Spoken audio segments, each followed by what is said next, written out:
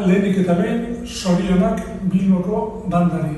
125 urte asko dira eta benetan hor zaudeten pertsona guztieri zorionak.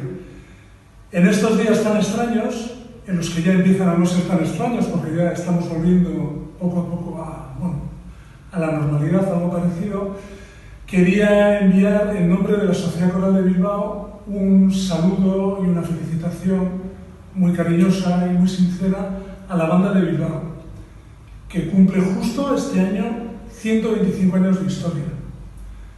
Una institución musical importantísima para la ciudad y para el país, como es la banda de Bilbao, y para nosotros como Sociedad Coral de Bilbao, también ha sido una institución pues, también muy antigua, con más de 130 años de historia. Como decía, la banda, una institución que para nosotros es muy querida.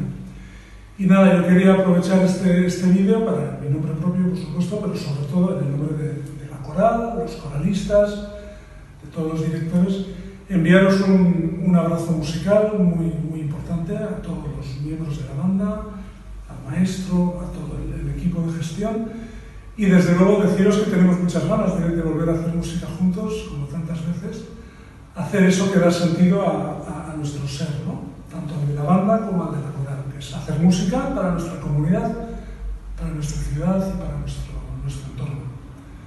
Laster arte eta zorionak Bilboko banda.